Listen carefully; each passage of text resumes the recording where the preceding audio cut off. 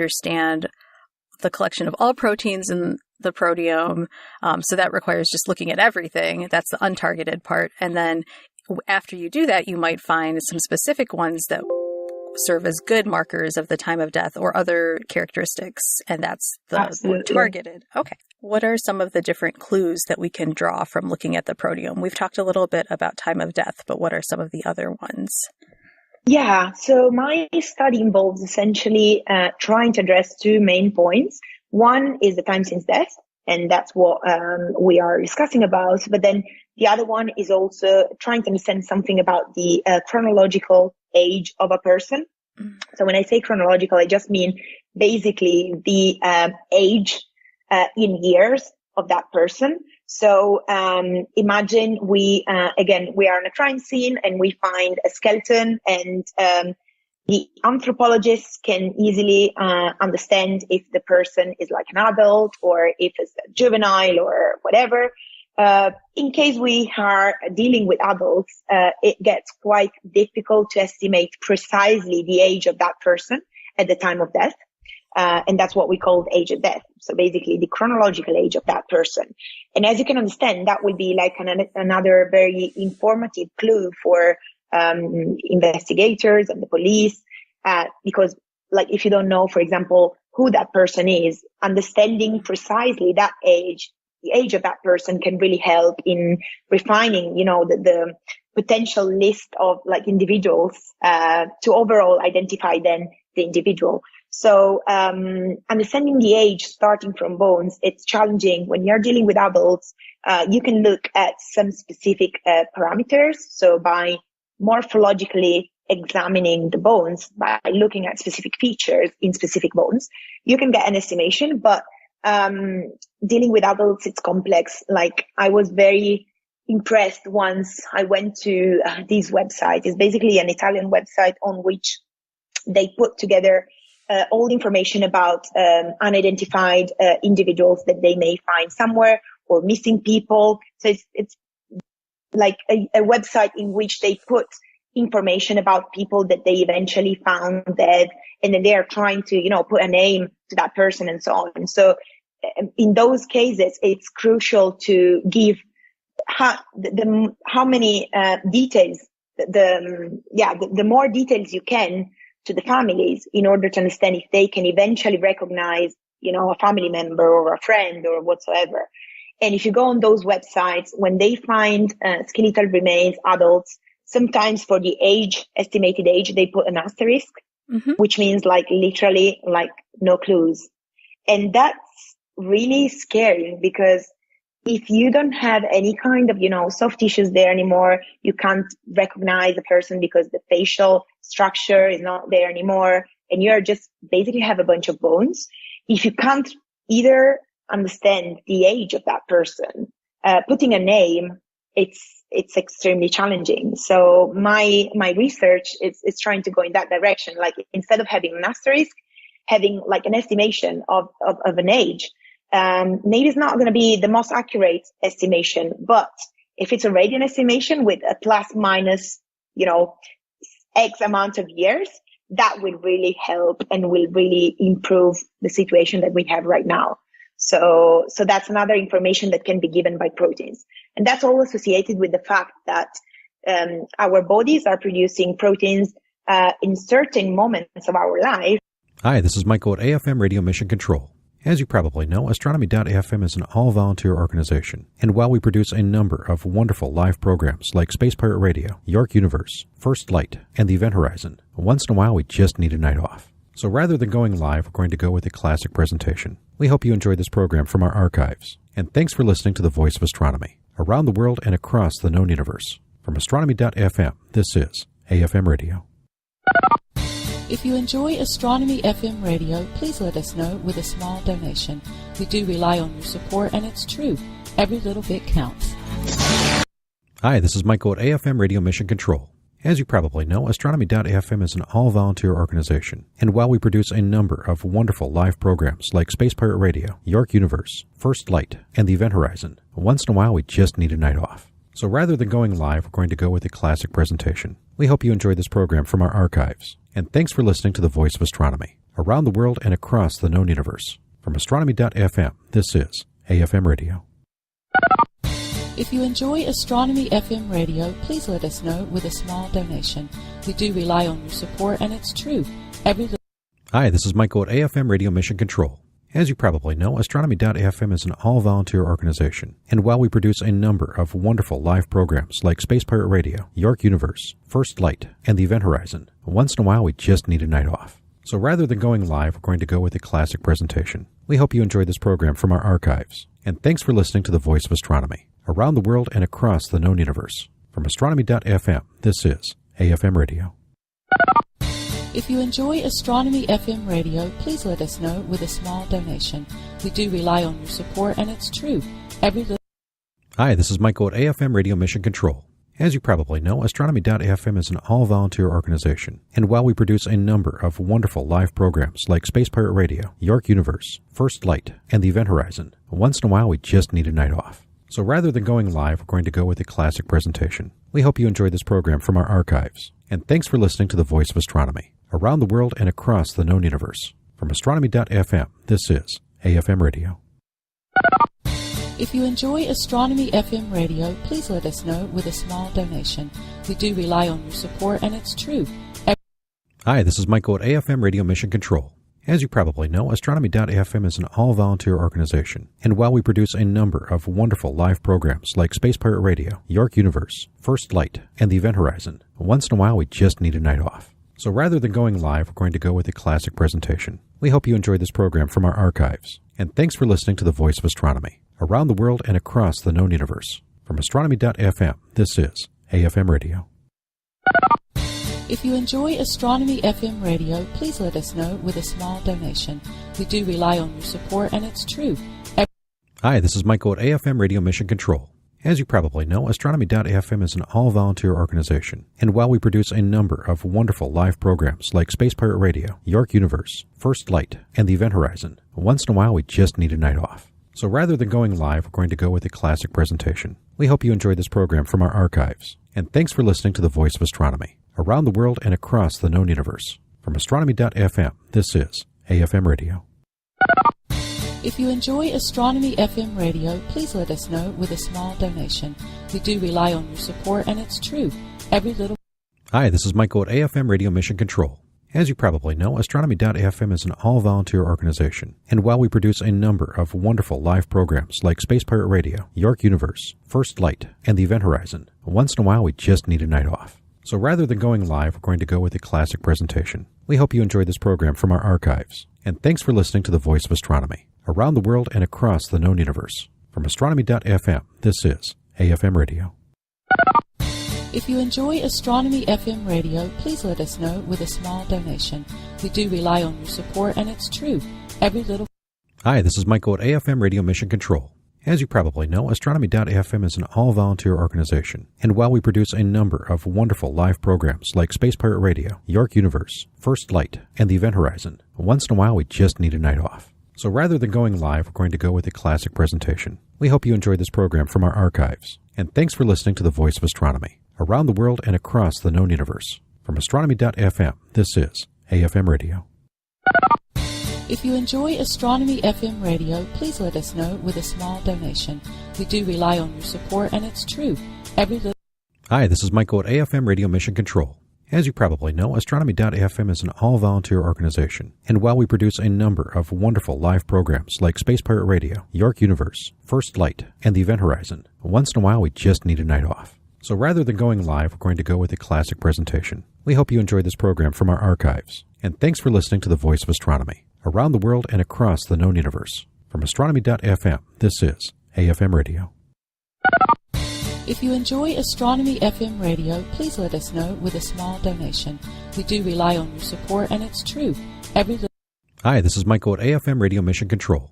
As you probably know, Astronomy.fm is an all-volunteer organization, and while we produce a number of wonderful live programs like Space Pirate Radio, York Universe, First Light, and the Event Horizon, once in a while we just need a night off. So rather than going live, we're going to go with a classic presentation. We hope you enjoyed this program from our archives, and thanks for listening to the Voice of Astronomy, around the world and across the known universe. From astronomy.fm, this is AFM Radio. If you enjoy Astronomy FM radio, please let us know with a small donation. We do rely on your support, and it's true. Hi, this is Michael at AFM Radio Mission Control. As you probably know, Astronomy.fm is an all-volunteer organization, and while we produce a number of wonderful live programs like Space Pirate Radio, York Universe, First Light, and the Event Horizon, once in a while we just need a night off. So rather than going live, we're going to go with a classic presentation. We hope you enjoyed this program from our archives, and thanks for listening to the Voice of Astronomy, around the world and across the known universe. From Astronomy.fm, this is AFM Radio. If you enjoy Astronomy FM radio, please let us know with a small donation. We do rely on your support, and it's true. Every little... Hi, this is Michael at AFM Radio Mission Control. As you probably know, Astronomy.fm is an all-volunteer organization, and while we produce a number of wonderful live programs like Space Pirate Radio, York Universe, First Light, and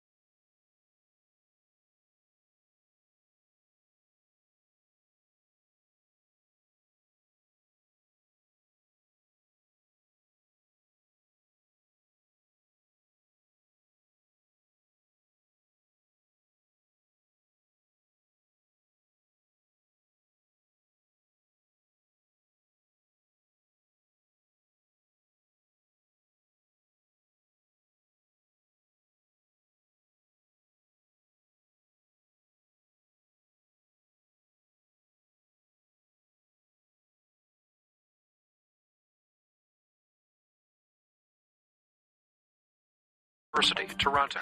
Hello and welcome to York Universe, the astronomy and astrophysics program written and presented by the students, faculty, alumni, and friends of York University. I'll be one of your hosts this evening. I'm Elena Hyde, and I'm joined tonight by Satish and Paul. We are, in fact, broadcasting tonight live from the Allan Carswell Observatory, located at the somewhat cloudy York University in Toronto, Ontario, Canada. This is, in fact, Astronomy Night in Canada, where the lineup is all Canadian, starting with ourselves, York Universe, and then on to Western Worlds, Quirks and Quarks, and Science for the People. York Universe broadcasts every Monday night at 9 p.m. local Toronto time, or Tuesday morning at 2 a.m. UT if you're in another time zone. The York Universe production works in concert with our online public viewing program run by our Observatory team. That's right, it's happening at the same time. It actually runs also between the hours of 9 to 10 p.m. local Toronto time.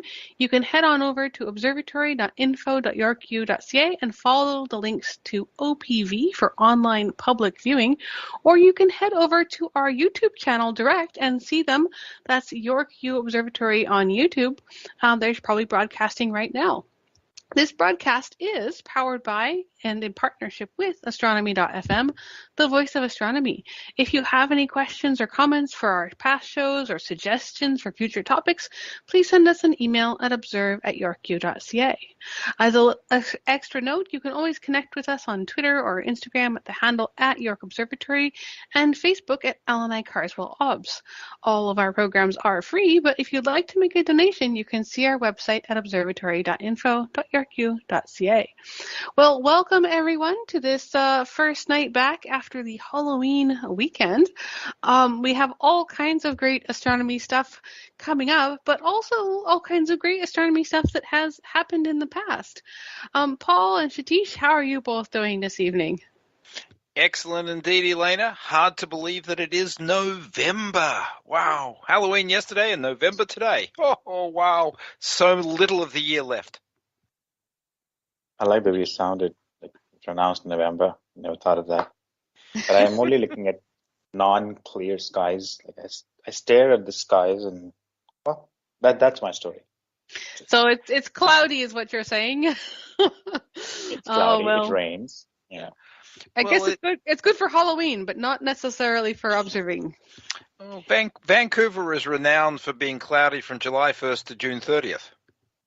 Absolutely. So, in fact, the funny thing is the summer this time was absolutely clear, but it lasted for a very short time. So that was my first summer in Vancouver, so I can't really comment on the reality of summer in Vancouver. It's a shame. It's a beautiful city.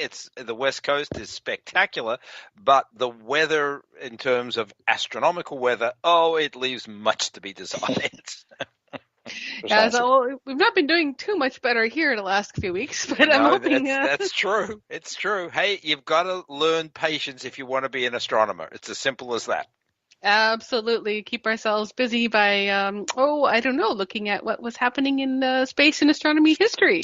Well, I can take you back about 21 years to November 2, 2000. Hard to believe that it's been over 21 years of continuous occupation of the International Space Station. Let's go back to day one. As I said, November 2, 2000 saw the arrival, the docking of Expedition 1 to the International Space Station. The crew arrived aboard a Soyuz TM-31 spacecraft, and for the record, they left aboard a Space Shuttle Discovery the following March, but more about that in a moment. But they popped the hatches and went into the very nascent International Space Station. At that point in time, it consisted of 3 modules, Zarya, Zvezda, and Unity. It was pretty small. The 3 of them were cozy, what can I say? But nonetheless, that was the beginning of the continuous occupation of the International Space Station. Who were the intrepid crew of Soyuz TM-31? Well, none other than Commander William Shepard, obviously of NASA, and then the 2 Russian cosmonauts with him, Yuri Gudzinski and Sergei Krikalev. These 3 intrepid individuals basically powered up the entire 3 modules, although Unity couldn't be powered up continuously because the space station at that point in time did not have enough power. They could only power continuously Zvezda and Zarya. That means, of course, that the 3 got pretty chummy. Yeah, that wasn't a whole lot of room, but it was essential. This was the beginning of this long international collaboration where literally the systems were being brought online and learning to live continuously in space started. The 3 astronauts saw 3 differing space shuttle missions arrive. There were a number of Progress resupply missions too, but it was the space shuttle that was ferrying up stuff that would basically enhance and enlarge the International Space Station. The first vehicle, in fact, arrived was STS-97, and Mike Garneau was on board, just as a matter of interest. It is, after all, Astronomy Night in Canada. And the main cargo of STS-97 was the first set of solar panels, the voltaic solar cells that basically quadrupled the amount of power to the infant space station. And that allowed, of course, Unity to be brought online continuously. The final mission, not the final mission, but the final event of Expedition 1 was the bringing up of the Destiny module, which was the first of the purely dedicated science modules. This was a NASA module, but it was the first of multiple science modules that were going to be attached to the International Space Station. Needless to say, Expedition 1 was pivotal. We had to start somewhere, and it all started with a 140-day mission starting on November 2, 2000. And we've not looked back since. So, tip of the hat.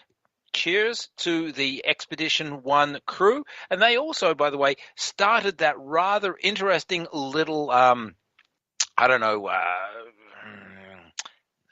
can't quite think of the right word, but custom, I guess, is the best word. Every time a space shuttle arrived, they would ring a bell just like it was arriving at a 19th century train station. So this bell would ring and William Shepard would call out space shuttle whatever arriving, and it really was quite cute. Anyway, that's what I remember from William Shepard's time as the commander of Expedition 1. 21 years and counting for the International Space Station. Wonderful. Yeah, you say ring a bell. I just keep thinking It's a Wonderful Life, but Well, that works too.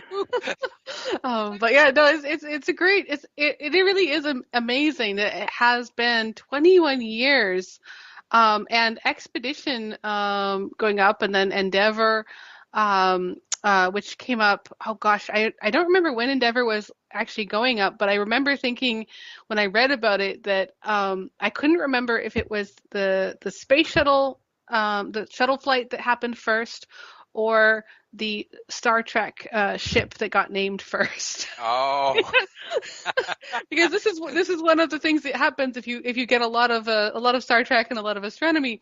You get things like Endeavour and, of course, I mean, obviously Enterprise, where the names appear multiple places. So you get good Discovery. I mean, Discovery, right? yes, Discovery, exactly. So it's always a little bit of a game of which one came first in this case.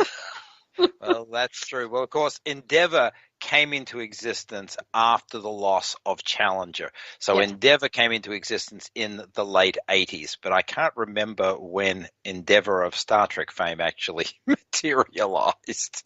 I want to say Next Generation, but I'll leave it to the fans to sort that one out. Yeah, just don't know. Of course, that was the era of Next Generation, 86 to 93 or thereabouts. But yeah. Anyway, the International Space Station continues to thrive, which I'm really excited about. And Yes.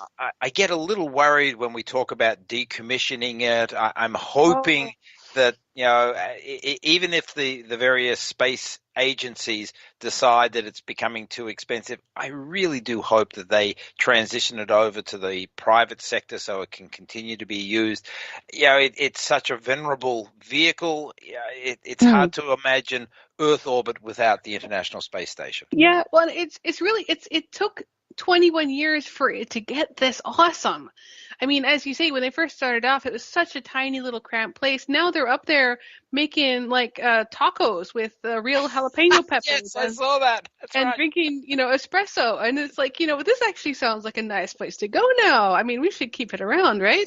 It's a tourist destination. We've had tourists fly backwards and forwards. There's another group going up in early 2022. Absolutely. And it is a wonderful facility. It's actually in, pretty good shape by all accounts. By all accounts. I agree. Anyways, that's our sidebar for today. Yes, exactly. If anybody wants to buy you later or Paul a ticket, please send for proceeds to ... Observatory. I wasn't going to say that. No. All right, so let's go back and forward a little bit and dive into some more astronomy and history before we get too sidebarred. Satish, I think you had some birthday shout-outs. Sure. As I actually am going to take us back quite a few centuries for November 1. So, we will talk about, I think the pronunciation should be Jan Brohek. He was a Polish polymath, or, the not so good pronunciation would be Jan Brożek or Brożek. But anyways, so he was born in 1585. A polymath would, of course, be a mathematician, an astronomer, a physician, a poet, writer, musician, and he was also the rector of the Krakow Academy. Oh, that's an interesting name, and I think anyone can Google this. He was the most prominent Polish mathematician of the 17th century, hence also the mention here. He was working on the theory of numbers, particularly perfect numbers, the kind of things that I actually never want to get into.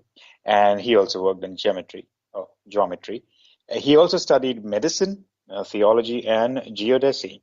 Among the problems he addressed was why bees create hexagonal honeycombs. And he demonstrated that this is the most efficient way of using wax and storing honey. So, too many hats, but he was an astronomer as well.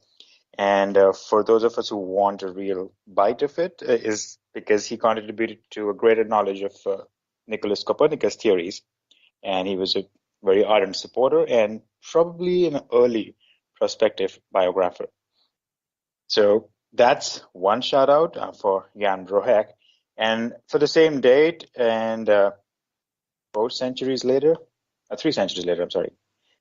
we would also like to celebrate, in hindsight, of course, the birthday of Nancy Davis, Actually, her name also has a Jan in there somewhere.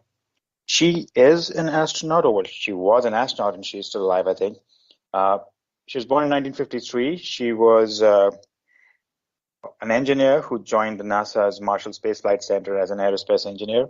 In 1986, she was named as team leader in the structural analysis division, and her team was responsible for the structural analysis of verification of the Hubble Space Telescope and the HST maintenance mission and the Advanced X-ray Astrophysics Facility. So we're talking about the real early days of everything in space research. She also is a veteran of 3 space flights, and Davis has over 673 hours in space. She flew as a mission specialist on STS-47, that was in 92, and then STS-60 in 94, and then STS-85 in 97. These are the missions which I think we don't talk too much about, but there have been too many of them. So, well, I think November 1 has been a great day in history for astronomers. Absolutely. And I love that you include you go all the way back to the 1500s. I've been reading some old Canterbury Tales, and one thing you realize as you go back to very early times is not only is it very hard to read because all the words are substantially different, but in studying physics or physique, you get astronomy and physics and studies were all combined, and so your birthday shout out, your mathematician, astronomer, physician, is actually a pretty popular combo back in the day, and it's really nice to see that come back now. It's like you wouldn't find that as often nowadays as you. The amount of information in any of those disciplines is more than enough to overwhelm the standard professor, shall we say, to be able to specialize in physics, poetry, writing, astronomy, mathematics, and so on. That is unheard of today. But back 4 centuries ago, our knowledge was only just expanding into all those realms, and so in practice or in practicality, people could be pretty well the master of each of those domains simultaneously. Well, and they weren't necessarily separate domains as well, because if you were doing treatment of patients, physique, you're a doctor, there's a good chance you would be asked for some astronomical or astrological advice as well. Yes, so it was an important part of your medical career, but I think now I definitely leave the medical part of it off to someone else at the moment. Somebody who really is a specialist in nothing but medicine, please. Yes, exactly. Exactly right. But Nancy Davis also had a very important role to play. I mean, not only did she fly 3 shuttle missions, and as you said, Satish, there were 135 of them. We don't talk about every last one, but each had its own important niche. But her role with the Hubble Space Telescope needs to be underscored. There's a telescope that is now over 30 years old. So her team putting together the structural complexities of the HST, obviously they did a good job. I think she also contributed to the Chandra X-ray Observatory later on. Yes. So she's been active. Yeah. Certainly has. So tip of the hat to her. Absolutely, and it is worth noting as well as these missions don't get call outs as often as they should. So thank you very much for including that. All right, so I'm going to have to unfortunately take us away from that particular area for the moment. I'm going to go, forward in time? Yes, it's definitely forward. So I'm going to somewhat recent days. We're going to November 4th, 2003. Scientists observed the largest solar flare. Largest solar flare in recorded history, or so it was thought. And then they checked again, and it was actually larger. So it was larger than itself. But on Tuesday 4th of November in 2003, this flare absolutely saturated X-ray detectors. And in astronomy, it's worth noting that solar flares are a big part of what we consider sort of space weather. And monitoring the solar flares is of a great deal of concern, not just to the International Space Station, but to all of the satellites we have in orbit. Anybody who wants to go up to the space station or fly around out there, you wouldn't necessarily want to be subjected to the radiation of a solar flare. Direct impacts are pretty rare, thank goodness, but these huge classified, these really strong solar flares, they can create a lot of problems, as Canada well knows. We, had a famous power outage, in the 80s, I think it was. 89. 89. March of 89. Yeah. I was going to say 80s or 90s, so 89. And since then, people have realized that these can actually affect Earth's power as well. So this particular flare in 2003 was what was called a sort of a coronal mass ejection. So it had this associated coronal mass ejection, which is a huge amount of hyper hot, very active plasma coming out of the sun's surface. It's zipping through the solar system, something like 2,000 kilometers per second. Really high energy stuff. So only part of that was directed towards Earth. So of course, yes, you wouldn't want it to maybe directly hit. We're not quite sure what effect that would have on the atmosphere, but it might not be good. But this one was a glancing blow, but it was a new number one. So this is an X-ray flare, and it had all kinds of sort of implications for physics and astronomy and space weather monitoring. So this largest flare ever recorded exploded out from the sun's surface, and this huge, intense burst of radiation came streaming towards Earth, and everyone was like, yay, aurora! Well, and then all the astronomers and physicists were like, wait, watch out for the satellites. So before the storm peaked, we actually saw X-rays coming in. Of course, high-energy X-rays are a type of light, but they can also, cause overloads, and they actually overloaded detectors on some of the satellites which were in orbit. So this is one of the, possible concerns, is you can have this radiation coming in that actually causes satellite malfunctions. So I believe this was geostationary operation of satellites. And that meant that, of course, the scientists had to just take estimates on the size of the flare because they couldn't measure it. Their measuring devices were overloaded, which is that's another way of saying it was, in fact, really, really big. So they had to actually revise the flare's size upwards after it occurred. They've given it this X classification, which just sounds, like X-Files. Yeah, X-Files. So this X classification is for the very, very large flares, and it went from merely huge, which was X28, to what has been quoted as whopping at X45. And I had a look. I couldn't find anything over X45 that came close to hitting Earth. Although, us entering a period of more activity for the sun, we might have some more chances.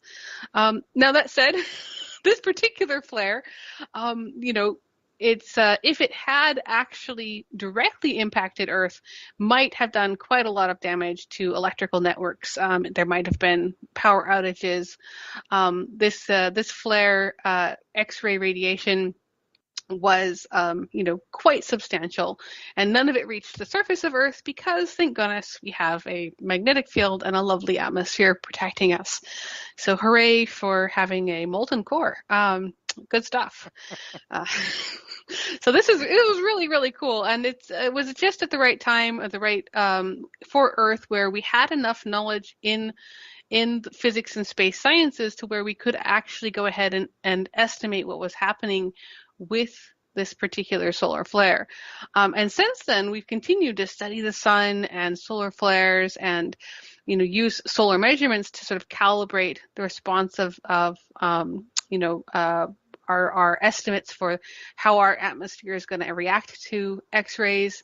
So it's been quite good, and it's actually what's used to help a lot of places make sort of adjustments to their power grids. So we're hoping that this plus our previous experiences will mean that Canada does not have any more giant power outages in the event of sort of overload situations. But yes, November 4th, 2003, I was not in Canada at that point, but it does sound like it would have made some pretty good aurora. Don't remember whether or not that was one of the nights where there was terrific aurora. I was here at York, and I do remember in the early 2000s we did actually see some aurora down here this far south, which is quite rare, but I just don't remember whether or not it was this particular 2003. But I have seen 3 or 4 aurora in 35 years here in Toronto. It's rare to get them this far south. Indeed, and it is quite an interesting effect because you talk about astronomy and not everybody realizes just how important a role that space weather plays in astronomy, but also for astronomy radio, because one of the things that happens with this X-class solar flares, they're actually known for, is radio blackouts. So since we're on a radio show right now, I figured that was something in particular relevant to us. It's something of a golden age of solar astronomy, if you think about it. We've got a number of satellites that are continually monitoring the sun from a variety of space agencies, including 2 probes that are sort of cruising through the corona and getting up close and personal with the sun. So we're trying really hard to better understand the star at the center of our solar system, amongst other reasons, because we want to protect ourselves here by having as much advance warning as we can for these sorts of events. Indeed, and going to places like the International Space Station on a larger scale, or building that lunar gateway and building a base on the moon, this is all going to become much, much more important going forward. So, I believe it's the Parker Solar Probe was the one who diving close to the sun's surface, and that's the NASA probe. But there is also an ESA probe whose name eludes me just offhand. I want to say Solar Orbiter. Oh, it could be. That sounds about right. But the fact that we've got 2 probes simultaneously buzzing the sun just underscores the importance of understanding our star. Oh yes, and we haven't even gotten into the corona and the magnetic fields. But if we're smart astronomers, we deflect the conversation here and go off to the next topic. Well, in that case, let me take us to your favorite planet in the solar system, Elena. Yay! Mars. Okay. And a tip of the hat to you, Satish, because, of course, arguably you should be talking about this one, but I'll take this story for you. November 5, 2013, saw the launch of the Mars Orbital Mission, better known as MOM, or Mangalyaan, unless I've mispronounced that badly, India's first interplanetary probe. Spoiler alert, they're planning MOM-2 to be launched in 2024. Fingers crossed that happens. At any rate, this probe was a representative of the 4th space agency to reach Mars orbit. And for those who are trying to keep track, that's NASA, the Russian Space Federation, as well as the European Space Agency. They were the first 3 groups that put probes into orbit around Mars. India was the 4th. But notably, India did it on their first attempt. Not half bad there, people. Orbital insertion occurred September 24th, 2014. Even better, this probe is still operational. So we're talking about, give or take a bit, 7 years and counting worth of terrific observations of Mars. And for those of you who have sort of, kept half an eye on MOM's activities, they have sent back some very stunning, quite spectacular images. I mean, there's lots of good science they're doing too, but let's face it, we all love images of Mars, and MOM has sent back its share of really great images too. There are 5 instruments on board to study Mars. A run-of-the-mill everyday photometer, A methane measuring sensor. Oh, is methane certainly the hot potato there, trying to figure out what it's up to on Mars, in Mars, around Mars. Oh, dear. No shortage of speculation about methane on Mars. It has an onboard Mars analyzer, so basically it's able to sniff the upper atmosphere and determine atmospheric composition. Thermal imaging spectrometer, as well as that wonderful color camera that I was mentioning to you. So a nice suite of instruments. Perhaps one of the most, I won't say exciting facts about this particular mission is how little it cost. When we talk about Mars missions, when you think back to Viking, when you think back to Pathfinder, Sojourner, any of the Mars exploration rovers, et cetera, you're talking about hundreds of millions of dollars. And in fact, when you start talking about Curiosity as well as Perseverance, you're talking billions of dollars. I'm talking US dollars here.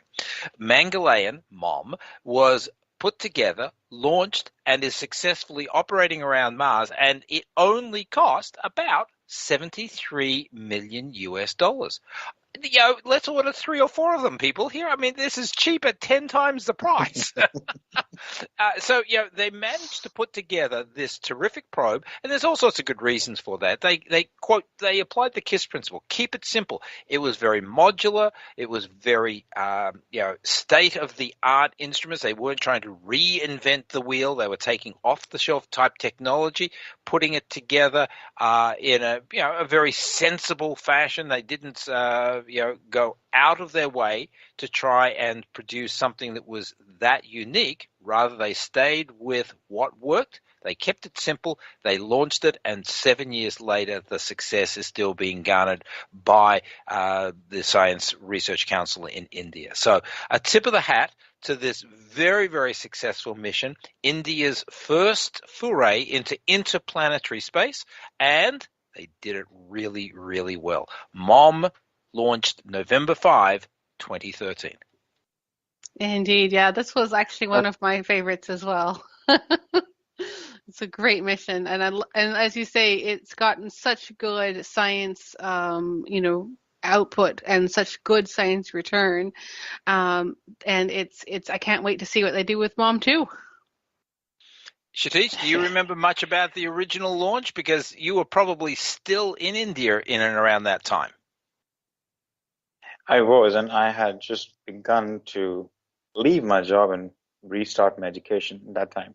So, and the couple of things that I can probably just mention, not that they're directly related, but the fact that this could happen as a low budget mission is because India, or the Indian Space Research Organization, has had probably 2 decades of experience doing low budget missions and launching satellites in general for all sorts of people or countries.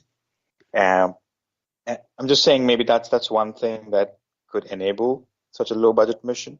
Mm-hmm. And then the other thing is, yes, exactly. And then I think I've heard correctly that this entire mission and a couple of others, they didn't actually have any, dedicated astronomers or, highly qualified astronomers as such, or space scientists. All they had were technicians and probably 1 or 2 people who managing the project. So it was not only low budget, but it was also pretty nicely done with people without any high profile careers as such. So that's what I think I heard. Well, it sounds as if it was a good recipe. If obviously, success garners a lot of accolades, and whatever the Space Federation did, and it probably was a summation of everything that you have just said, and probably a few other things that we haven't even spoken about. But they did a good job and continue to do a good job. I mean, the longevity of missions, we have often commented on this show about NASA's longevity. And if you think about it, the Russian Space Federation over the decades has not managed to have spacecraft that have stood the test of time. They've had some terrific results, but for both of you sitting here, can you think of any Russian mission into interplanetary space that has spanned decades? Precisely. Well, not that my word would matter, because No. I might miss a few It does things, matter. but still. But here we are talking about MOM, 7 years and counting. I can't think of any Russian mission which has, outside of Earth orbit, they've obviously got telecommunication satellites and the like that have been in Earth orbit for long periods of time. But going off to the moon, going off to Venus, going off to Mars, and so on, the longest mission that I can remember is literally the Lunokhod, where they went to the moon and they were active in that foreign environment for, something like 7 or 8 months. The missions to Venus, Venera, when they got there, lasted, unfortunately, only minutes to hours. So having a mission last 7 years and counting, the Indian Space Federation needs to pat themselves on the back. They've done a really good job. I think they're trying to. Yeah. When you say that, like, everything that comes to mind is the longest human stays in space records, which I believe are still held by the Russians. But that's true. That is true. Outside of humans in space, space missions that have lasted a really, really, really long time, this MOM mission has got to be one of the best. It's definitely right up there. Yeah, I mean, when we think about NASA, you think of Voyager and 35 years and counting. The Pioneer missions, they lasted 25 years and then some. Opportunity, 14 years on Mars, and so on and so forth. Really long lifetimes. And as I say, the European Space Agency has done the same. Their Venus orbiter, their Mars orbiter, the Philae mission, Rosetta. I mean, cruised in space for 9 years before it got around to doing 4 years of terrific science. I mean, these are really, really good numbers. I just don't. You can't, attribute that to the Russian Space Federation for automated vehicles. As you say, for humans in space, Mir, the longevity of astronauts on board the International Space Station, et cetera, yep, absolutely. They hold those records. But the automated spacecraft, not so much. Yeah, and we'll probably wrap that up with a tip to Voyager 2, which is, I think, the longest running. Yes, I think that's true, although only by a couple of weeks compared to Voyager 1. Yeah, that's true. All right, so Satish, I think moving us sideways a little bit and back to the 1800s, you've got a little more astronomy history for us. Something about the sun is in there somewhere, I think. It's right here for Harlow Shapley. Again, needs no introduction, but we will still celebrate the birthday. So November 2, 1885 is, excuse me, it was the birthday for Harlow Shapley. He was an American scientist. He was head of the Harvard College Observatory for quite a long time, actually. It says 21 to 52, the 20th century, of course. And he was also a political activist during the latter New Deal and Fair Deal, which I will not get into. But my point is, Shapley used Cepheid variable stars to estimate the size of the Milky Way galaxy and the sun's position within it by using parallax. And in 1953, he proposed his liquid water belt theory. Now we know it better as the concept of a habitable zone for any solar system or a system in general. He's also credited with triggering the onset of extragalactic astronomy, all due to a rather infamous great debate over island universes and spiral nebulae, etc. There's loads of things. This debate was with Heber D. Curtis, and he's also known to have initially been opposed to Edwin Hubble's ideas.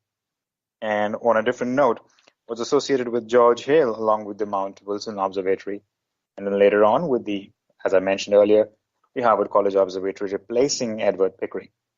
He also can be, mentioned for hiring Cecilia Payne, who was the first successful doctorate candidate out of the Radcliffe College, which some of us might remember was an all-men's college at Massachusetts.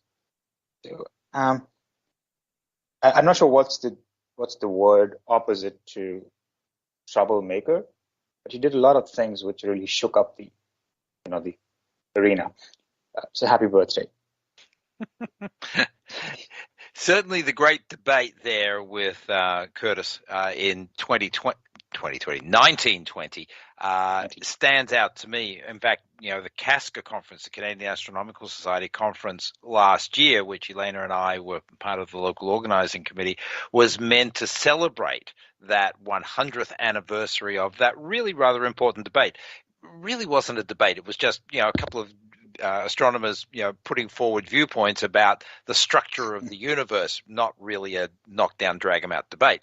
But nonetheless, it was a really important moment in history. We were still trying to coin the term galaxy and whether or not we really did live in island universes or not. It really was an important moment in astronomy history between Curtis and Harlow. But he had an interesting history, and certainly when you think about him inheriting the position or becoming the director of the Harvard College Observatory, that really did put together a lot of fabulous science, particularly spectroscopy and the understanding of the universe and the nature of stars within it in the early part of the 20th century. Really exciting times, and he was right in the thick of it. Indeed, and this was all around the same time, of course, his student being Cecilia Payne-Gaspardin. They were realizing that stars were, in fact, made of hydrogen and helium, which is something we now take for granted. Yeah, that's right. In addition to realizing that, the Milky Way galaxy is, what we now call a galaxy, one of many, there's huge groundbreaking sort of shifts in our perspective happening around that time. Hard to think that the word galaxy wasn't in the astronomer's lexicon back in 1920. It goes to show you just how much has changed over, just a mere few hundred years. It's ridiculous. Quite true. Well, I think we have time for probably one more this week in history. So I'll just go and hop over to November 3rd, 1973. NASA launched Mariner 10, which is always a fun mission to talk about. So I figured this was a good chance.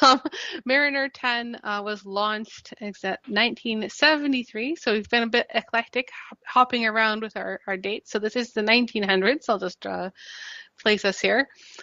This really fun spacecraft was the first to explore Mercury and take close-range pictures of the planet. So Mercury was, largely unexplored. It was quite a mysterious object for most of human history, really. Mariner 10 was the first to really, get those close-range pictures so that we could see the cratering and the structure on the surface. And it was also, I believe, the first spacecraft to use this sort of gravitational pull of one planet to reach another. In this case, it was Venus going off towards Mercury. And it did, I think, this sort of flyby attempt, gravitational slingshot. You can actually get some speed doing this, and use it to, change your trajectory as well. So it's a really, really popular technique. This, gravity assist sort of launching. So it was actually kind of a doubly interesting mission, if you can call it that. And this robotic probe was, not maybe the longest lived, so it can't make any sort of claims to fame on longevity. It was under 2 years. I think the whole mission was a year and 4 months or so. But its objectives were to measure Mercury's environment. Of course, Mercury being the closest planet to the sun, could it have an atmosphere? What would its surface be like? This was all questions that were sort of to be answered. This Mariner 10 was the first one to really give it a good try. So it came out there, and I'm not sure exactly how long it took to get into Mercury. I don't remember. It wasn't too long, but its navigational system kept it on track to Venus and then out to Mercury. But this was in the 70s, so they were still using some pretty, what we would consider old technology. They actually had a television photography system on Mariner 10, which I thought was really fun, because this was something that was used before we had some of the modern cameras and digital transmission. This television photography experiment that was on the spacecraft had little sort of tubes where there could be sort of imaging passed through, and this whole system became greatly imperiled by getting too close, getting too hot when the cameras failed to turn on after launch. And to avoid the sun's damaging heat, I believe they sort of put the cameras on the side facing away from the sun.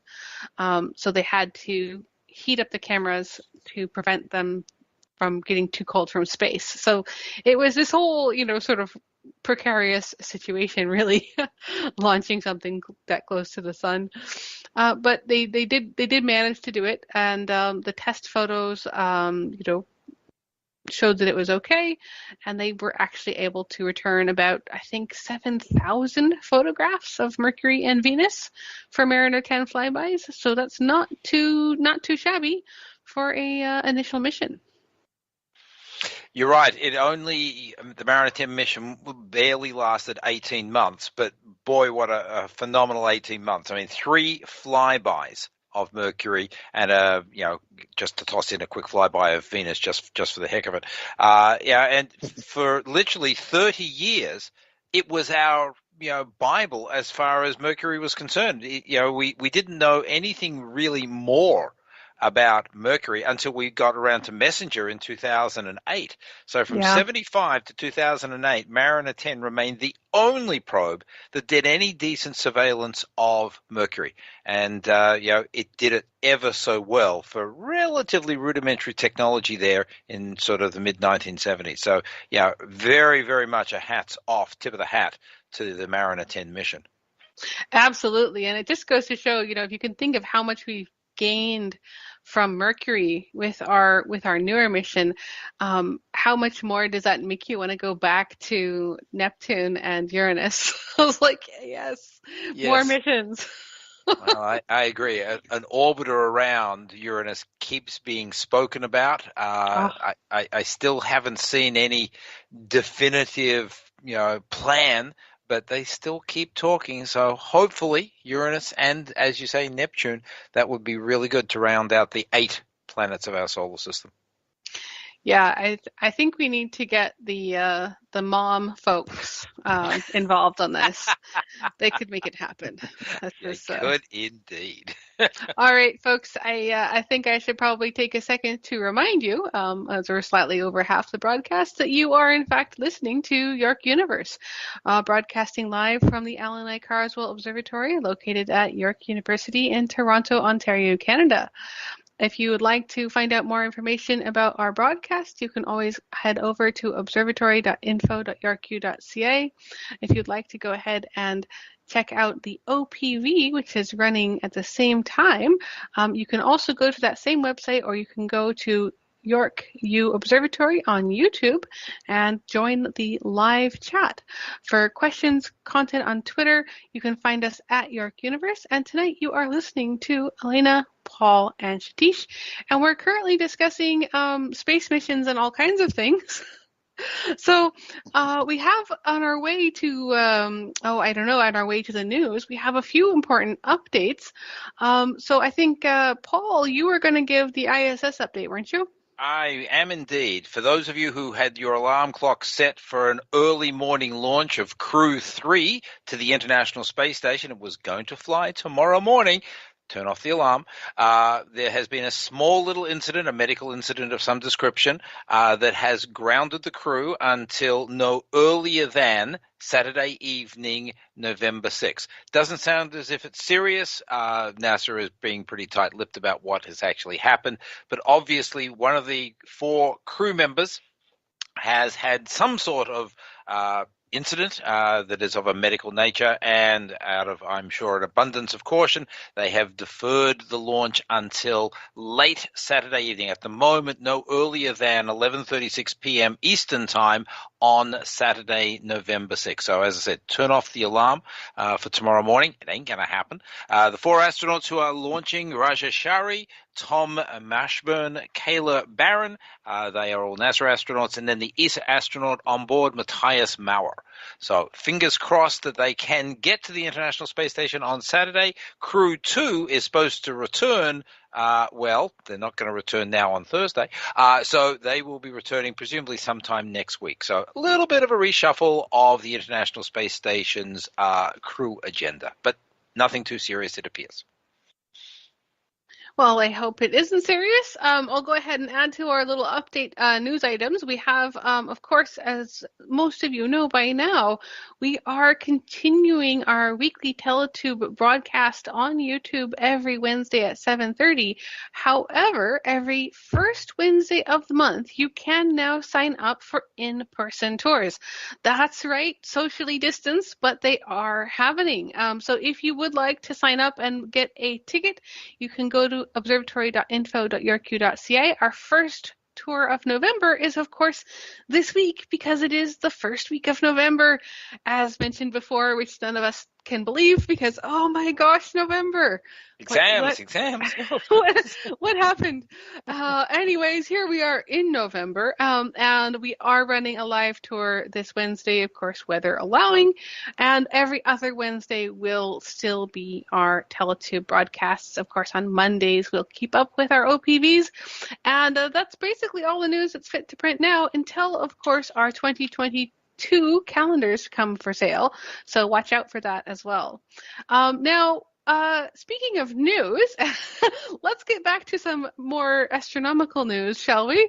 There's a little bit of a related article to a bit of history. Paul, we're talking about solar flares. We are indeed. Following up on that big flare that you were commenting on from 2003, there was, not an X45 flare, but an X1 flare occurred last Wednesday, 27th, Thursday, the 28th. It was a rather large, energetic solar flare. We are on our way towards solar maximum. It's been a bit of a quiet sun. For those of you who watch sunspot counts, for example, spaceweather.com or other sites out there, most of 2021 was a bit of a dead loss as far as looking at the sun and sunspots were concerned. Very few spots in the early part of the year began to pick up towards the latter part of the year, and this year it has carried on building. So there are a few spots.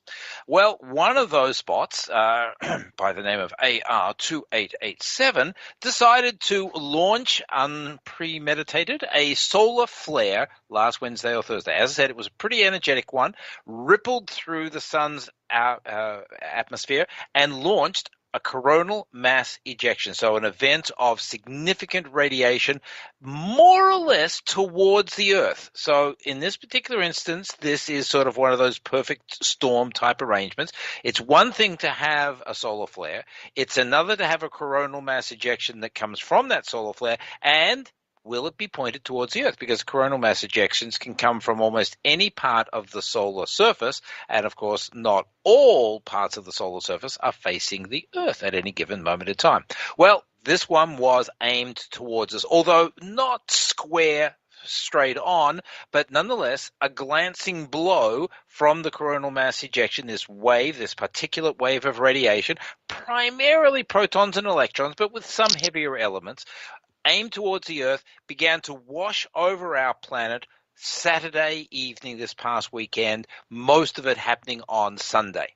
This generates what we call a geomagnetic storm. So these charged particles interact with the Earth's magnetic field. 3 cheers, as we said earlier, for the Earth's magnetic field, because it manages to deflect a significant amount of this charged particles, meaning, of course, that you and I don't get peppered with high-speed charged particles. This is a good thing. Nonetheless, a coronal mass ejection moving at a couple of thousand kilometers a second, that's why it took the better part of 48 to 72 hours to get to us, they can overwhelm the magnetic field. And these charged particles can be funneled along the lines of magnetic force into the north and south magnetic poles of our planet. Well, on the way through, the outer regions of the Earth's environment, these charged particles can, of course, interact, aka slam into satellites. And this can be rather damaging. So depending upon the amount of particulate radiation, the speed with which they are moving, therefore the energy that they have, you can do satellite damage. And if you're an astronaut on board the International Space Station, then again your radiation dose goes up. So all of these things are not cool. The cool part is the aurora, okay? If you happen to be in a dark site at high northerly latitudes or, very high southerly latitudes, like I'm meaning 60 to 70 degrees north or south latitudes, then the possibility of seeing aurora is really quite high. And there were hopes that this coronal mass ejection causing this geomagnetic storm over the weekend was going to generate auroral activity at lower latitudes, aka southern Canada. Okay, didn't happen. Okay, sorry about that. I have seen some pretty spectacular images of aurora this past weekend, but most of them were at much higher northerly latitudes and much higher southerly latitudes. So southern New Zealand, northern Labrador, Lapland, and so on. Unfortunately, the geomagnetic storm did not swing far enough south for those of us in southern Canada, northern US, to be able to see any significant auroral activity. That's bad news. There has been a little bit of paranoia in the media, that is to say, this coronal mass ejection. It was an X1 flare, but as Elena said, nothing like the X45 flare in 2003. But an X1 flare does carry a bit of a punch, and of course, people trotted out the Hydro-Quebec disaster of March 1989, where they spoke about the Carrington event of 1859, where telegraph wires started arcing and sparking and setting off fires in telegraph stations because of, again, a coronal mass ejection. There's no doubt that you can induce significant electric currents on the surface of the Earth, which can be very damaging to electronic equipment and, of course, our satellite entourage around us.